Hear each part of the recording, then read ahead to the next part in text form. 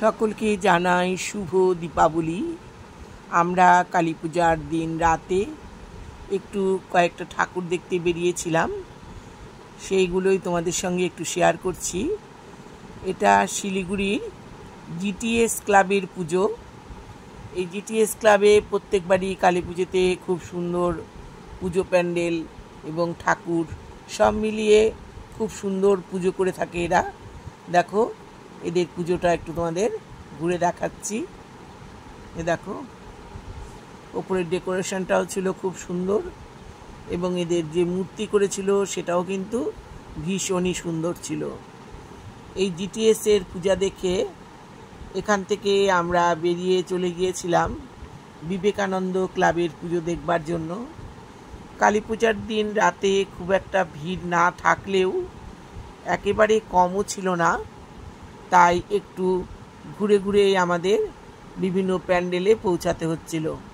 এটা হচ্ছে বিবেকানন্দ ক্লাবের পুজো।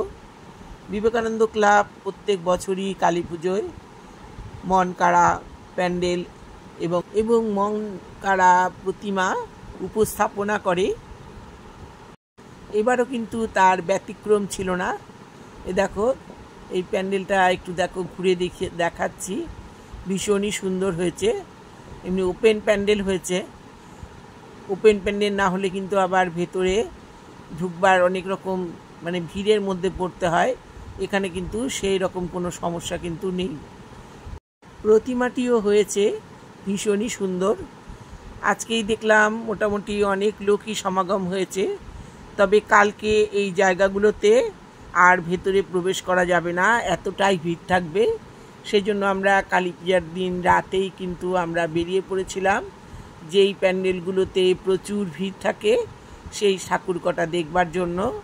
সব ঠাকুর অবশ্য দেখতে পাইনি বা দেখা সম্ভবও ছিল না। 2.5 ঘন্টা ঘুরে যে কটা ঠাকুর আমরা দেখেছি সে কটাই তোমাদের সঙ্গে শেয়ার করে নিচ্ছি। এই প্যান্ডেলের চারিপাশটা একটু ঘুরিয়ে দেখাচ্ছি। বিবেকানন্দ ক্লাবের পুজো দেখে আমরা বেরিয়ে আসি এবং সেখান থেকে আমরা গিয়ে পৌঁছাই টিএস ক্লাবের পুজো প্রত্যেক বছরই মন কাড়া পুজো করে এরা। এটা হলো টিএস ক্লাবের পুজো। এখানে কিন্তু দুর্গা পূজা হয় না, শুধুমাত্র এরা কালী পুজোই করে, কিন্তু এদের বেশ বড়সড় বাজেটের পুজো হয়ে থাকে, তাই প্রচুর দর্শনার্থী এই ঠাকুরটা দেখবার জন্য ছুটে আসে। বাইরে থেকেও অনেকে এই ঠাকুরটা দেখবার জন্য চলে আসে। শিলিগুড়ি কিন্তু এটা একটি অনেক বড় বাজেটের পুজো হয়। কালী পুজোর রাত জন্যই কিন্তু এখনও ভিড় সেভাবে হয়নি, কিন্তু আগামীকাল কিন্তু এখানে প্রবেশ করাই কিন্তু দুষ্কর হয়ে পড়বে। এ দেখো এখানকার পূজা প্যান্ডেলটা তোমাদেরকে একটু ঘুরিয়ে দেখাই। এখানকার পুজো প্যান্ডেলের মধ্যে নিখুঁত কারুকার্য, সব শোলা দিয়ে তৈরি করেছে। খুবই সুন্দর হয়েছে কারুকার্যগুলো, যেন মনে হয়েছে কোন নিপুণ শিল্পী তার তুলি দিয়ে এইগুলো তৈরি করেছে। মনেই হচ্ছে না যে শোলা কেটে কেটে এগুলোকে তৈরি করা হয়েছে। অপূর্ব কারুকার্য। ভেতরে ঢুকে মনে হচ্ছে যেন সত্যিই কোনো মন্দিরের ভেতরে এসে প্রবেশ করেছি। প্রতিবারই এরা মন কাড়া আয়োজন করে এবং প্রত্যেকবারই এরা বিভিন্ন রকম নজর কাড়া প্যান্ডেল ও নজর কাড়া প্রতিমা উপস্থাপনা করে। এবারও কিন্তু তার ব্যতিক্রম হয়নি। ভেতরটা আমার ভীষণই ভালো লাগলো। এই দেখো বাইরের দিকটাও দেখো, একটু ঘুরিয়ে দেখাচ্ছি। বাইরের দিকটাও ভীষণই সুন্দর ছিল। এখানকার পুজো দেখে বাইরে বেরিয়ে এলাম। রাস্তায় তখন আলোর মালায় সেজে উঠেছে শিলিগুড়ি শহর। দীপাবলির দিন শহরের আলোকসজ্জা মনকে ভীষণভাবেই উৎফুল্ল করে। টিএস ক্লাবের পুজো দেখে আমরা বেরিয়ে গিয়েছিলাম স্বামীজি ক্লাবের উদ্দেশ্যে। এটা হলো স্বামীজি ক্লাবের পুজো।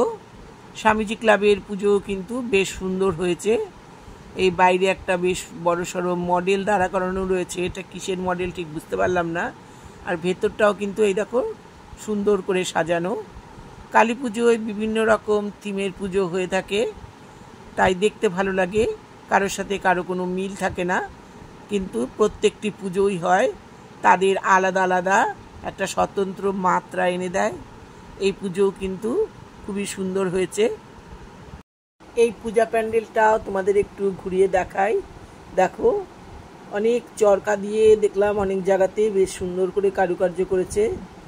এখান থেকে আমরা বেরিয়ে এসে সোজা চলে গিয়েছিলাম রামকৃষ্ণ ক্লাবে। এই ক্লাবের আলোকসজ্জাও ছিল বেশ মন কাড়া, আর বাইরের ডেকোরেশনও ছিল ভীষণই সুন্দর।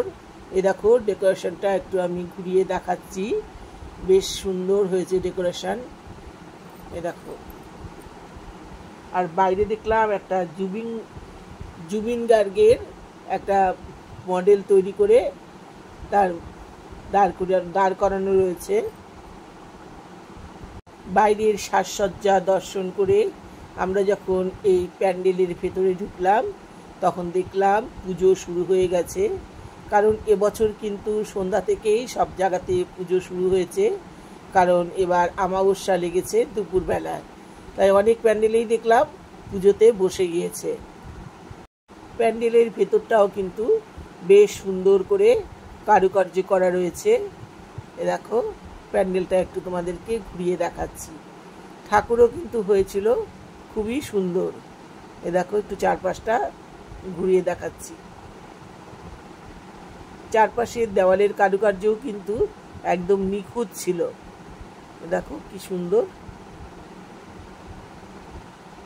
রামকৃষ্ণ ক্লাবের পুজো দেখে আমরা বেরিয়ে এসেছিলাম এবং সেখান থেকে সোজা চলে গিয়েছিলাম উল্কা ক্লাবের উদ্দেশ্যে। এই উল্কা ক্লাবটা কিন্তু শিলিগুড়ি শহর থেকে একটু দূরে অবস্থিত, সেজন্য আমাদের যেতে বেশ অনেকটা সময় লেগেছিল। আমরা রাস্তার আলোকসজ্জা দেখতে দেখতে এগিয়ে চললাম উল্কা ক্লাবের দিকে। আমরা উল্কা ক্লাবে পৌঁছে গেছি। এখানে দেখলাম বেশ আখের সব ঝোপ অনেকগুলো করে আখ একসঙ্গে নিয়ে প্যান্ডেলের ডেকোরেশন করা হয়েছে। এখানে তাছাড়াও ব্যবহার করা হয়েছে নারকেল গাছের ডাল, কাদি ধরা কলা এবং বিভিন্ন ধরনের মুখোশগুলিতে ছৌ শিল্পীদের ছোঁয়া রয়েছে। এই প্যান্ডেলটি একটি প্রাকৃতিক পরিবেশ তৈরি করার চেষ্টা করা হয়েছে, তবে এদের প্রচেষ্টা কিন্তু বেশ সুন্দর ছিল। ভেতরে দেখলাম বিভিন্ন ধরনের মুখোশ এবং বিভিন্ন ধরনের মুকুট দিয়ে প্যান্ডেলটিকে সাজানো রয়েছে, আর ওপর থেকে বেশ বড় বড় খড় ঝুলিয়ে দেওয়া হয়েছে। সব কিছু মিলিয়ে একটা ন্যাচারাল পরিবেশ তৈরি করার চেষ্টা করা হয়েছে। এদের উদ্যোগ সত্যি প্রশংসনীয়।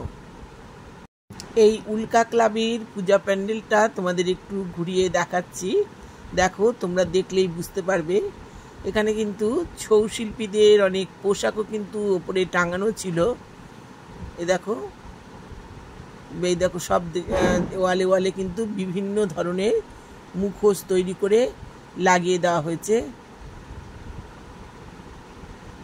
এখান থেকে বেরিয়ে আমরা সোজা পৌঁছে গিয়েছিলাম বিধান মার্কেটে।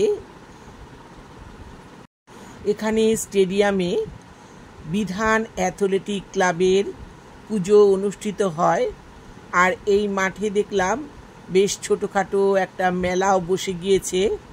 বিভিন্ন ধরনের দোকানিরা তাদের পসার সাজিয়ে নিয়ে বসে গেছে এবং বাচ্চাদের জন্য বিভিন্ন রকম রাইডের ব্যবস্থাও কিন্তু এখানে রয়েছে। এই পুজো প্যান্ডেলের চারপাশটা ভালো করে ঘুরে দেখলাম। এই তোমরাও আমার সাথে সাথে দেখো, বিভিন্ন ধরনের মহাপুরুষদের ছবি বাইরে দেওয়া রয়েছে, আর তার চারপাশে সুন্দর করে লাইটিং করা রয়েছে।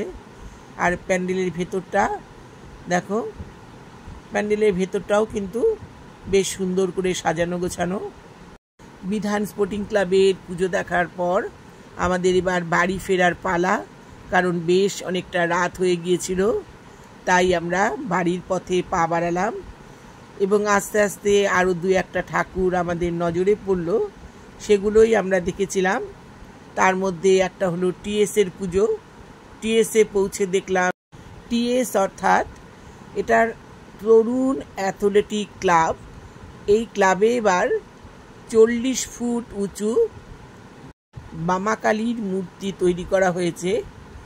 আর পথের ধারেই দেখলাম একটা জায়গায় ছোট একটা তারই সংস্করণ তৈরি করা আছে, সেখানেই পুজো হবে। আর এই যে 40 ফুট যে মূর্তিটি তৈরি করা হয়েছে তার গায়ে দেখলাম অসংখ্য লেজার লাইট লাগানো রয়েছে। এই আলোগুলো চারিদিকে বিকিরণ হচ্ছে। তবে আমার তো ভীষণই চোখে লাগছিল। মূর্তিটা যদিও খুবই সুন্দর হয়েছে, বেশ অনেকটা বড়। এখান থেকে মনে হয় মূর্তি অন্য কোথাও নিয়ে গিয়ে এরা ভাসান দিতে পারবে না, এখানেই ভাসানের ব্যবস্থা করতে হবে। হাতিমোড় তরুণ অ্যাথলেটিক ক্লাব থেকে আমরা পৌঁছে গিয়েছিলাম সন্ধানী ক্লাবের মাঠে, অর্থাৎ সুভাষপল্লী সন্ধানী ক্লাবের মাঠে।